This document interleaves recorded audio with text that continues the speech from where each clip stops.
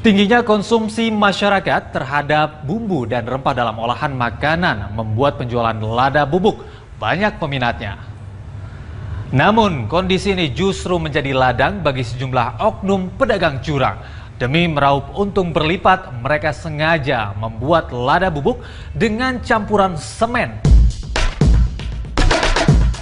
Indonesia adalah negeri kaya rempah. Konsumsi bumbu dan rempah dalam olahan makanan sangat tinggi, baik untuk kebutuhan rumah tangga ataupun bisnis kuliner.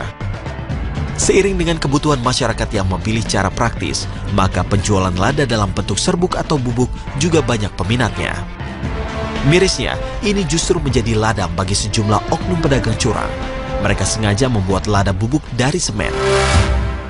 Dalam penelusuran kami di pasar, keberadaan biji lada utuh yang biasa dijual dalam kemasan kecil sudah jarang ditemukan.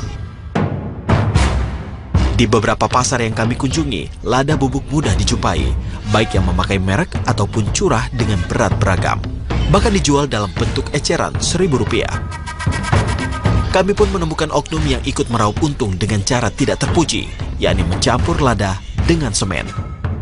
Sebut saja namanya Cai-Cai. Ia mengoplos lada bubuk dari bahan semen putih dan semen hitam.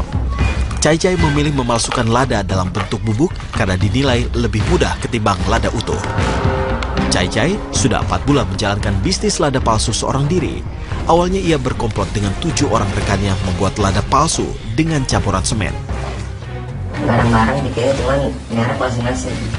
Semua tujuan. Lihat orang. Lihatin, nanti aja ikut barang.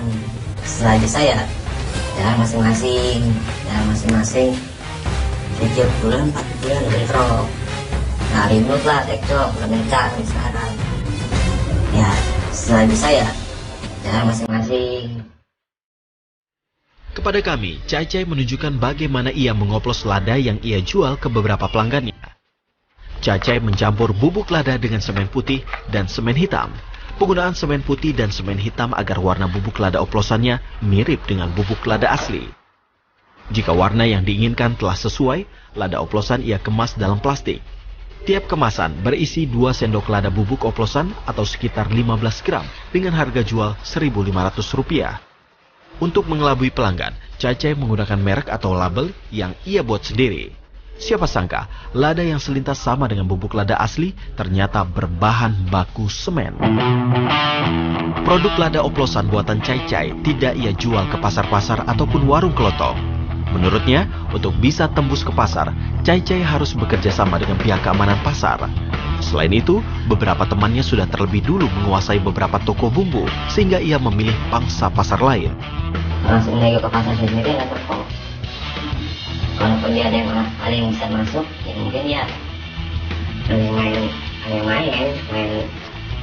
di tempat keamanan, gimana? Ya sih mainnya sama keamanan. Kalau pasar-pasar begini kan masih main mandor, main apa? Cuman kalau yang emang di pasar lumayan. Kalau kita megang satu tokonya itu lumayan lah, lagi sampai 10 toko, 15 toko bumbu pasar bisa kita drop.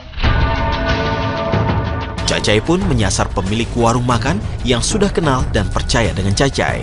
Para pembeli lada oplosan milik Cai-Cai tak tahu bahwa lada tersebut adalah aspal alias asli, tapi palsu.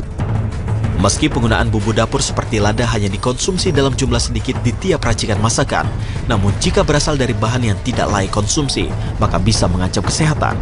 Apalagi semen meskipun dalam jumlah sedikit tetap saja tidak bisa dicerna oleh tubuh. Jadi kalau misalnya semen itu masuk ke dalam saluran cerna, dia tidak akan dicerna oleh enzim pencernaan gitu, dia tidak akan dicerna, tapi dia akan mengendap dan merusak permukaan lambung gitu. Itu yang berbahaya. Semen itu termasuk zat korosif, jadi dia bisa menimbulkan perdarahan di kerongkongan, bisa menimbulkan perdarahan di lambung ya. Jadi nanti keluhannya bisa ada muntah berwarna hitam, atau kalau sudah banyak perdarahannya maka akan timbul muntahnya bisa berwarna merah, kemerahan. Untuk membuktikan kebenaran adanya peredaran lada palsu di pasaran, kami mengumpulkan sejumlah sampel lada untuk diuji dan hasilnya setelah jeda iklan berikut. Kandungan semen yang dicampurkan ke dalam lada sebagai bumbu masakan bisa beresiko bagi kesehatan. Penumpukan partikel semen yang halus dari waktu ke waktu akibat mengonsumsi lada palsu dapat merusak struktur paru-paru, bahkan dapat menyebabkan kanker. Nah, untuk mencegah agar Anda tidak tertipu dengan lada palsu, kami akan berbagi tips membedakan lada asli dengan lada palsu. Informasi ini sekaligus mengakhiri jumpa kita sore ini. Saksikan episode menarik lainnya dalam reportase investigasi setiap Sabtu dan Minggu pukul 15.30 waktu Indonesia Barat hanya di Trans TV. Saya Ivan Kurnia, sampai jumpa. Maraknya peredaran lada palsu di sejumlah pasar membuat konsumen terutama ibu rumah tangga patut waspada. Lada semen berbentuk bulat tak sempurna, sekilas tak ada bedanya dengan lada asli. Namun akan ketahuan ketika akan diolah. Lada palsu mudah hancur dan ketika digerus tak memiliki serat seperti biji lada asli. Dan untuk membuktikan kebenaran adanya peredaran lada palsu di pasaran, kami mengumpulkan sejumlah sampel untuk diuji. Hasilnya, dari 7 sampel yang diuji oleh tim peneliti dari Universitas Pasundan, 3 diantaranya positif mengandung kandungan abu di atas ambang batas. Ternyata dari 7 sampel itu, 3 tidak memenuhi syarat kadar abu. Di mana kadar abu yang untuk merica bubuk itu adalah maksimum antara 5 sampai 7 yang bubuk, gitu kan. Ternyata di sini melebihi, berarti konotasinya berarti di dalam sampel lada itu mengandung kontaminasi selain daripada lada itu sendiri. Seperti diketahui, semen adalah bahan baku bangunan. Penggunaannya dipakai untuk merekat batu bata maupun bahan bangunan lainnya. Debu semen merupakan partikel yang sangat kecil dan halus yang dapat masuk ke saluran nafas jika terhirup. Penumpukan debu dari waktu ke waktu dapat merusak struktur paru-paru, bahkan dapat menyebabkan kanker paru. Meski sangat jarang kasus semen tertelan hingga ke organ pencernaan, namun tetap saja hal itu mengandung resiko. Apalagi semen bukanlah bahan yang diperuntukkan masuk ke dalam tubuh. Kadar abu tinggi. Kadar abu tinggi itu ketakutan, yang saya takut itu di sana itu ada logam-logam berat.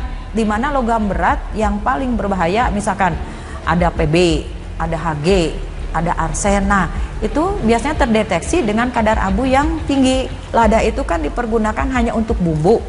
Bumbu kan penggunaannya sedikit. Tapi kan kalau kita misalkan menggunakan bumbu itu sehari-hari di makanan yang banyak juga nanti terakumulasi di dalam tubuh.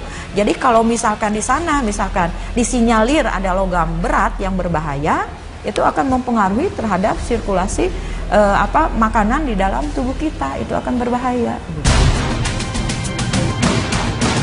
Agar tak tertipu dengan lada palsu, ada baiknya Anda memperhatikan perbedaan keduanya. Ini kalau secara selintas, mungkin orang tidak akan menyangka ini adalah lada asli karena bulatannya hampir sama. Tapi kalau kita lihat lagi secara seksama, kalau lada yang asli, kalau dalam bentuk butiran ini tidak mungkin menimbulkan debu yang begini banyaknya. Bentuk biji lada palsu tidak bulat sempurna. Jika diperhatikan, biji lada palsu tidak memiliki serat alami.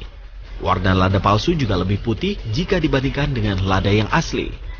Lada asli sangat keras dan tak bisa hancur meski ditekan dengan jari.